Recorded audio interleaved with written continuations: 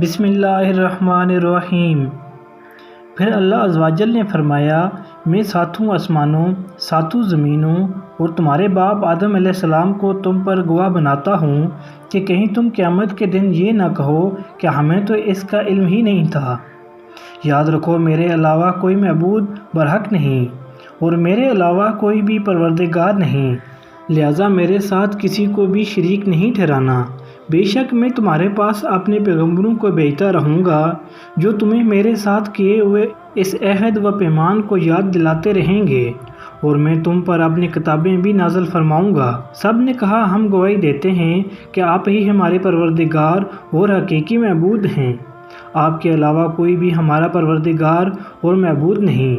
سب نے اس بات کا اقرار کیا۔ حضرت آدم علیہ السلام کو اونچا کر کے سب کو دکھایا گیا۔ آپ علیہ السلام نے دیکھا کچھ مالدار ہیں اور کچھ غریب، کچھ خوبصورت اور کچھ بدصورت۔ آپ علیہ السلام نے عرض کیا، اے میرے پروردگار، آپ نے اپنے بندوں کو ایک جیسا کیوں نہیں بنایا؟ اللہ رب العزت نے جواب دیا، میں نے چاہا کہ میرا شکر ادا کیا جائے۔ آپ علیہ السلام نے انبیاء علیہ السلام کو دیکھا کہ وہ روشن قندیلوں کی طرح نمایاں ہیں۔ اللہ رب العزت نے ان سے بھی رسالت و نبوت کے متعلق خصوصی عہد و پیمان لیا۔ مسند احمد۔ انبیاء علیہ السلام سے توحید و رسالت و نبوت سے متعلق عہد۔ اللہ تعالیٰ نے جب حضرت آدم علیہ السلام کی تخلیق مکمل کرنے کے بعد ان کی پشت سے تمام اولاد کو ظاہر کیا تھا تو ان میں قیامت تک مبعوث ہونے والے انبیاء علیہ السلام بھی تھے۔ اللہ عز و جل نے انبیاء علیہ السلام سے بھی توحید و رسالت و نبوت سے متعلق خصوصی عہد لیا۔ فرمان الہی ہے ترجمہ۔ اے نبی صلی اللہ علیہ وسلم، یاد کریں جب ہم نے تمام انبیاء علیہ السلام سے توحید کا عہد لیا اور بالخصوص آپ صلی اللہ علیہ وسلم، نوح علیہ السلام، ابراہیم علیہ السلام، موسیٰ علیہ السلام اور مریم علیہ السلام کے بیٹے عیسیٰ علیہ السلام سے، اور ہم نے ان سب سے بڑا پکا عہد لیا۔ سورۃ الاحزاب آیت 7۔ اور وہ وقت یاد کیجئے جب اللہ نے تمام انبیاء علیہ السلام سے عہد لیا تھا کہ جب میں تمہیں کتاب و حکمت عطا کر دوں، پھر تمہارے پاس وہ رسول محمد صلی اللہ علیہ وسلم آئے جو ان چیزوں کی تصدیق کر رہا ہو جو تمہارے پاس ہیں، تو اس رسول صلی اللہ علیہ وسلم پر ضرور ایمان لانا اور اس کی ضرور مدد کرنا۔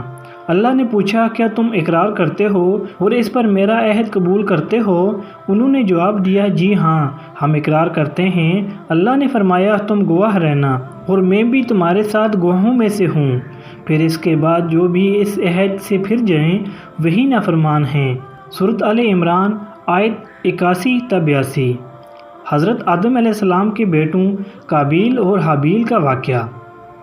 فرمان الہی ہے ترجمہ۔ اے نبی صلی اللہ علیہ وسلم، آپ لوگوں کو آدم علیہ السلام کے دو بیٹوں کا سچا واقعہ بھی سنا دیجئے۔ جب ان دونوں نے اللہ کے لیے قربانی پیش کی، ان میں سے ایک کی قربانی تو قبول ہو گئی اور دوسرے کی قبول نہ ہوئی، تو وہ کہنے لگا، میں تجھے قتل کر ڈالوں گا۔ پہلے نے کہا، بلا شبہ اللہ تقوی اختیار کرنے والوں کا ہی عمل قبول کرتا ہے۔ اگر تو مجھے قتل کرنے کے لیے اپنا ہاتھ میری طرف بڑھائے گا تو میں تجھے قتل کرنے کے لیے ہرگز اپنا ہاتھ نہ بڑھاؤں گا۔ بے شک میں تو اللہ سے ڈرتا ہوں جو تمام جہانوں کا رب ہے۔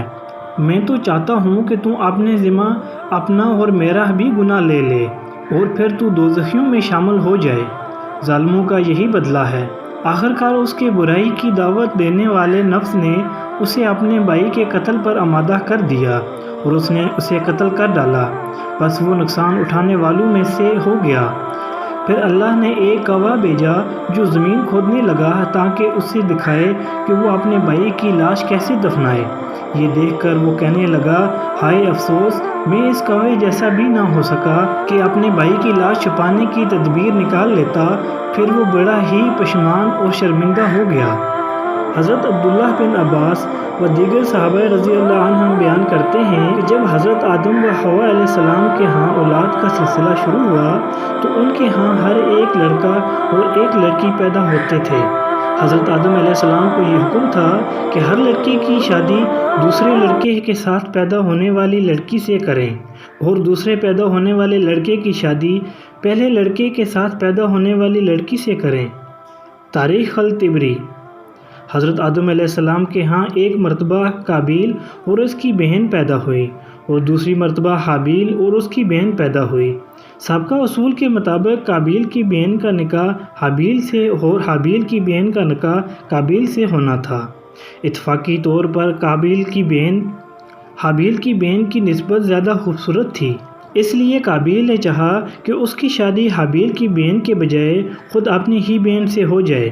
حضرت آدم علیہ السلام نے قابیل سے کہا کہ اپنی بہن سے حابیل کو نکاح کرنے دو، لیکن قابیل نے انکار کر دیا اور سمجھانے کے باوجود اپنی ہی بہن سے خود نکاح کرنے پر اصرار کیا۔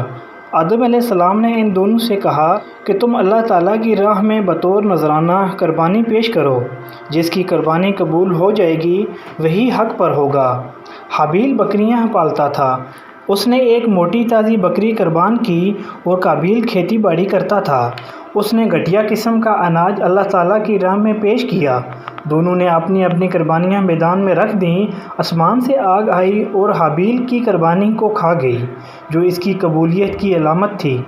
قابیل کی قربانی جب قبول نہ ہوئی تو اسے غصہ آیا اور اس نے اپنے بھائی حابیل کو قتل کر ڈالا۔ جب حابیل قتل ہو گئے تو قابیل نے کھلے آسمان کے نیچے ان کی لاش رکھ دی، اس لیے کہ اسے دفن کرنے کا طریقہ معلوم نہ تھا۔ آخرکار اللہ تعالیٰ نے کوے بھیجے، ان میں سے ایک نے دوسرے کو مار دیا، پھر چونٹ سے گڑھا کھود کر مردہ کوے کو اس میں ڈال کر اوپر سے مٹی ڈال دی۔ قابیل نے جب اپنی آنکھوں سے یہ ماجرا دیکھا تو شرمندہ ہو کر کہنے لگا، ہائے افسوس، میں اس کوے سے بھی گیا گزرا ہو گیا کہ اپنے بھائی کی لاش دفن کرنے کی تدبیر بھی نہ نکال سکا۔ تفسیر ابن الکثیر، تفسیر المائدہ، آیت 27۔ رسول اکرم صلی اللہ علیہ وسلم نے فرمایا، جتنے بھی لوگ ناحق قتل ہو رہے ہیں ان کا گناہ آدم علیہ السلام کے بیٹے قابیل کے حصے میں بھی لکھا جا رہا ہے، کیوں نہ کہ انسانوں میں قتل کی ریت سب سے پہلے اس قابیل نے شروع کی تھی۔ بخاری عن عبداللہ بن مسعود رضی اللہ عنہ، جس نے اسلام میں کوئی اچھا طریقہ رائج کیا پھر اس کے بعد اس طریقے پر عمل کیا گیا تو اس طریقہ رائج کرنے والے کے لیے عمل کرنے والے کے برابر ہی ثواب لکھا جائے گا اور ان کے ثواب میں کوئی کمی نہیں کی جائے گی۔ اور جس نے اسلام میں کوئی برا طریقہ رائج کیا پھر اس کے بعد اس طریقے پر عمل کیا گیا تو اس طریقہ رائج کرنے والے کے لیے عمل کرنے والے کے برابر ہی گناہ لکھا جائے گا اور عمل کرنے والوں کے گناہ میں بھی کوئی کمی نہیں کی جائے گی۔ مسلم عن جریر بن عبداللہ رضی اللہ عنہ، حضرت آدم علیہ السلام کی وفات۔ حضرت ابی بن کعب رضی اللہ عنہ فرماتے ہیں، جب حضرت آدم علیہ السلام کی وفات کا وقت قریب آیا تو انہوں نے اپنے بیٹوں سے فرمایا، ہے میرے بیٹو، میرا جنت کے پھل کھانے کو جی چاہ رہا ہے۔ بیٹے پھل کی تلاش میں نکل پڑے۔ سامنے سے فرشتے آتے نظر آئے جن کے پاس حضرت آدم علیہ السلام کا کفن اور خوشبو تھی۔ فرشتوں نے پوچھا، ہے آدم علیہ السلام کے بیٹو، تمہیں کس چیز کی تلاش ہے؟ بیٹوں نے جواب دیا، ہمارے والد صاحب کی طبیعت ناساز ہے اور وہ جنت کے پھل کھانے کی خواہش رکھتے ہیں۔ فرشتوں نے کہا، تم واپس چلے جاؤ، کیوں نہ کہ تمہارے والد فوت ہونے والے ہیں۔ فرشتوں نے آ کر ان کی روح قبض کی، ان کو غسل دیا، کفن پہنایا، خوشبو لگائی اور آپ علیہ السلام کے لیے لحد بگلی قبر تیار کی، پھر نماز جنازہ ادا کی اور قبر میں رکھ کر اوپر سے مٹی ڈال دی۔ پھر مخاطب ہو کر کہا، اے آدم کے بیٹو، تمہارے لیے مردوں کو دفن کرنے کا یہی طریقہ ہے۔ مسند احمد۔ حضرت آدم علیہ السلام کو مکہ مکرمہ میں جبل ابی قبیس پر دفن کیا گیا۔ تاریخ الطبری۔ حضرت آدم علیہ السلام کی کل عمر 1000 سال تھی۔ مسند احمد عن ابی ہریرہ رضی اللہ عنہ۔ یہ تھا حضرت آدم علیہ السلام کا واقعہ۔